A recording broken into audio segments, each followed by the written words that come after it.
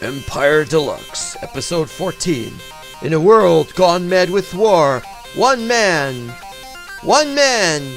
is just sitting in the middle of the screen blinking furiously, his eyes becoming their own special semaphore. And for what? For what, I ask you? To fall asleep, that's what.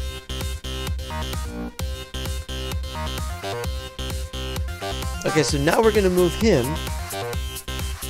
Wait, what's his damage? What's his damage?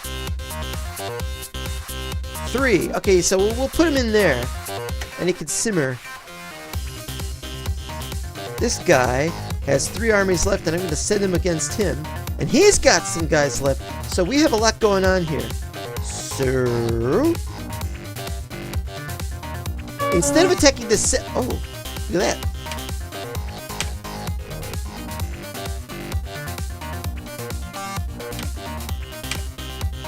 You shall not pass! He was going to attack me with 3 units, huh? And now you can go. See, I don't have to attack the city, I can attack the troops. With or without tonic.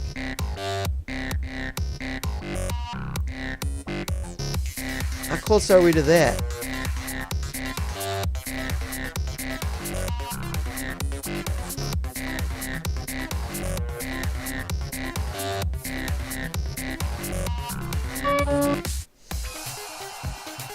Make that guy wake up.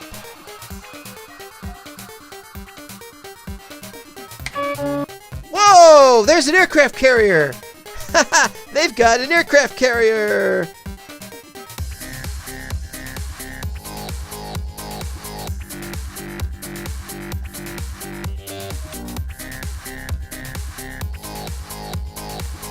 Notice I haven't been bothering with an aircraft carrier, and I've already showed you why.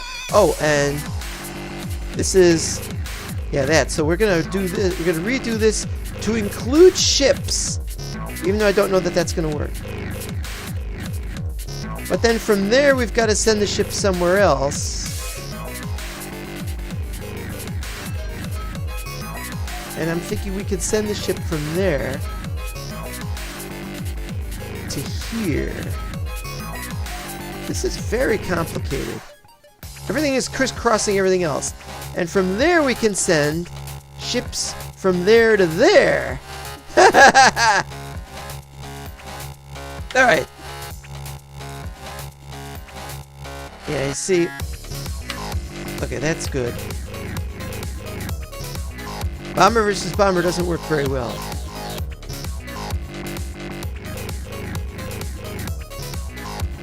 He lost 2 damage. Okay, that's important. Can't believe we're on episode 14 already. Alright,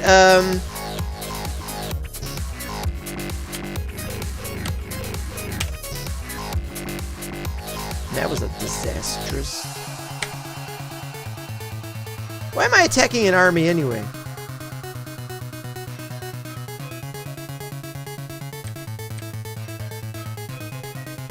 And so now we gotta go after that aircraft carrier, whether or not we can take it on. I don't think we can take it on. Why can't we bomb an aircraft carrier? Look at the Pacific War and tell me that that wasn't possible? Well, that's something. There we go. How much did he lose that time? 2 damage. Good, good, good, good, good. And he's got 3 points left. You gotta wait for those 3 points. Excellent! Didn't lose any other units though, sadly. We gotta take that guy on.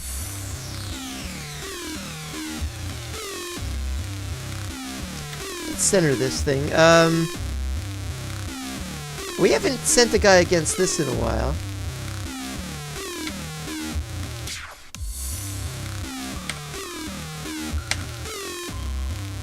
Boom! 5 units lost! We have just made up for losing 12 units in the last episode. And we still got some turns. Don't know what he's producing, but I don't... Oh, well, he's dead. He's producing my death. That's what he's producing. Now, the next question is, are we sending a transport over here for something? What's he making? Well, he doesn't need to make anything. He's got 31%. He can go back to no production, which will help us. And you might say, well, what good is no production if it means he's not producing anything? Well, like I've explained before, when you do this, the efficiency goes up every turn, 1 point, until it hits 100%, or whenever you have it set to stop. And what happens is, while you are not producing things, it means there are fewer units being produced. And when there are fewer units being produced, you don't have so much of a production handicap, which makes it take longer to make things. Something like that. Yeah, we'll just keep making armies there. That's okay. Now what we got? We got. What we got? Move this guy here. He's waiting. Transports up the Vizu.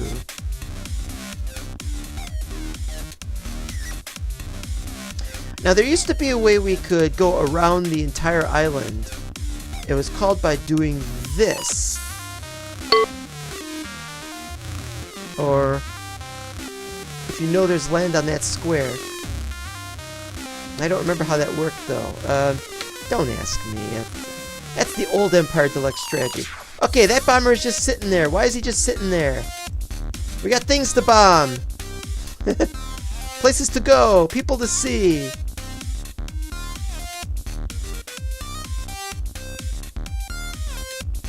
He's making us wait before we can get anywhere down here. Oh! Oh! Submarine! Ow! Ow, ow, ow! My submarine! You sank my submarine!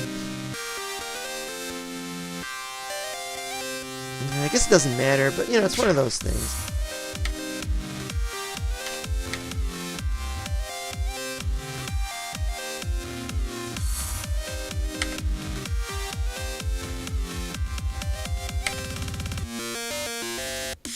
That's it.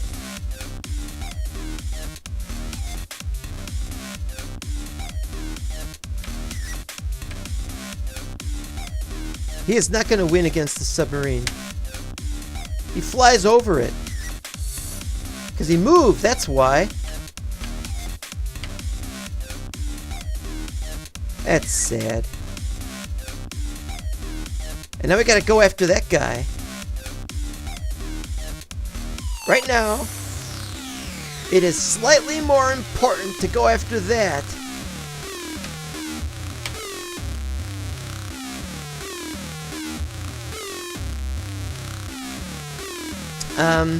Him on the other hand, probably want him to go here.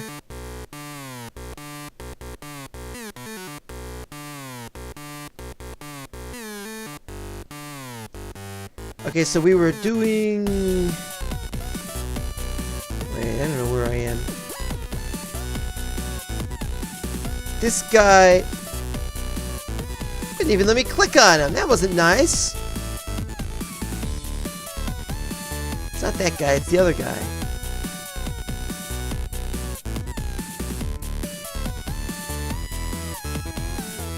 I want him to move like...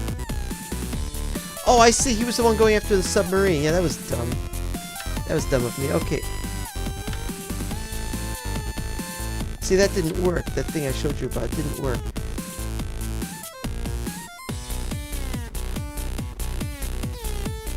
Okay, now.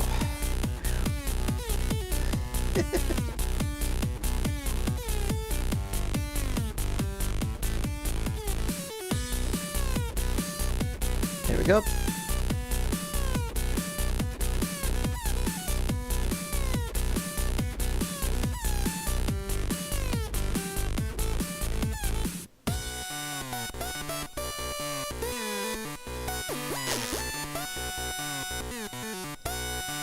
Oh, damn it. Did I move him 13? That was really dumb of me. Okay, he can go back now. He's got 18 left.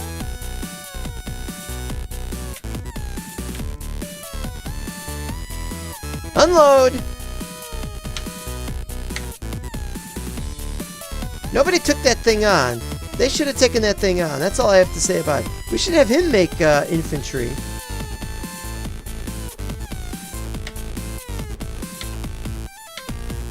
Three, 4. Hey! We've won! We have won! Now, what does that mean when you win the game? Well, let me explain. Now, when you get to the point where it looks like the enemy realizes, or the AI realizes that the game is lost, that what happens is that he thinks that he still could win if you made some mistakes and stuff, but he's thinking there's a good chance that he's going to be defeated.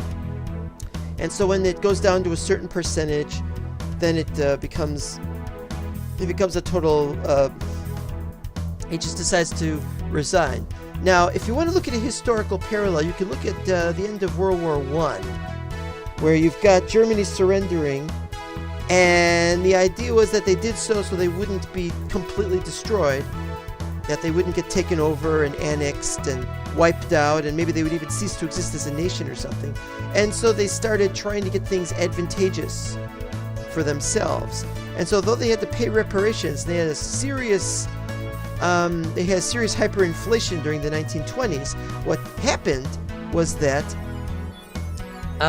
they were able to manipulate it so that they could take a little longer to pay certain things, they could get better things, and they started complaining about the limitations that was placed upon them, such as we can't have enough troops, or we can't, just to defend ourselves. The propaganda war machine of Germany started really pumping out the complaints to the Allies. You can't really call them the Allies because that's World War II. What was it, League of Nations? I don't remember. Anyway, but they did these things and they had to increase their power, and so they got to do so, and they did so by resigning and allowing themselves to. They did it for peace, and so in the purpose of having peace, they could do this. Now, in this game, none of that matters. In this game, the guy resigns. That's it. The map is over. If you want to, you can keep playing. You can keep playing and eventually take over stuff. And what will happen is he won't resign again. If he resigns the first time, or he wants to resign and you click no, then you will keep fighting, and he will fight to the death. And when he has no units or cities left, then he will automatically has to resign because he doesn't have anything left. But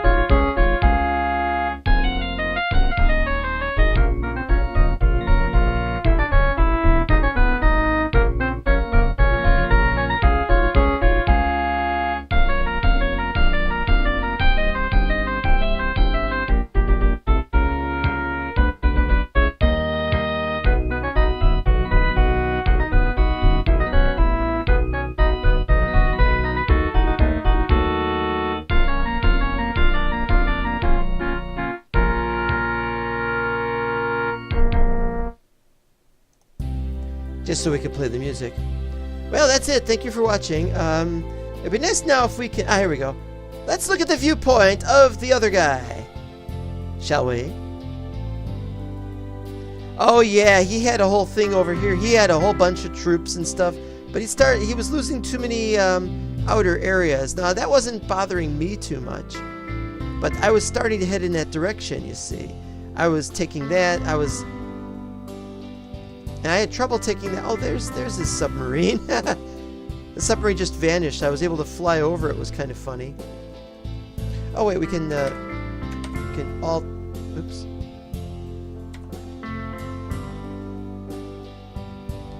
I'm sorry, I seem to have messed up. I pressed the wrong button. It's shift.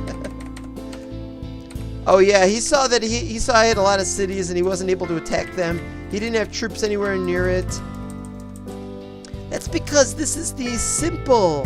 This is the normal mode that he was on. Oh, he didn't explore anything down here. All right, let's look at the world. The world. Okay, so as you can see here, he took this and he did not go over here, but I was sending troops over here. But it would have taken a long time because I didn't have anything set up for that. That was just lucky just to be able to explore in that area. There's a lot more cities than there should have been on this map. A classic map would have had fewer cities, I think. This had plenty of too many cities. Another thing that makes this not a very classic map is that the island, there's too many tiny islands. And tiny islands is not what this game is really about, so maybe people were not quite as happy about it that way. Another thing you'll notice is how they make this map, how the AI made this map. You'll notice that nothing is up against the edges of the screen, very interestingly. I don't think that really matters. So we're done. We're done. And so, we're going to say goodbye early in this episode. However, we have to say, I want to say thank you to those who watched. I want to say thank you to those who were enjoying this. If you didn't enjoy it, I'm very sorry. And I hope that in future you will enjoy it. If I do a second series. Please, if you want to see another series, if you want to see me take on another foe, I could take on 2 at once. Or I could try to take on 2 at once. I could take on... We could watch an automatic game if you'd like to watch one of those. We could have a big map. We can have a smaller map. Whatever you want, we can do it. Or not. So, until next time, this is Becker Wozat signing off. Thank you. God bless.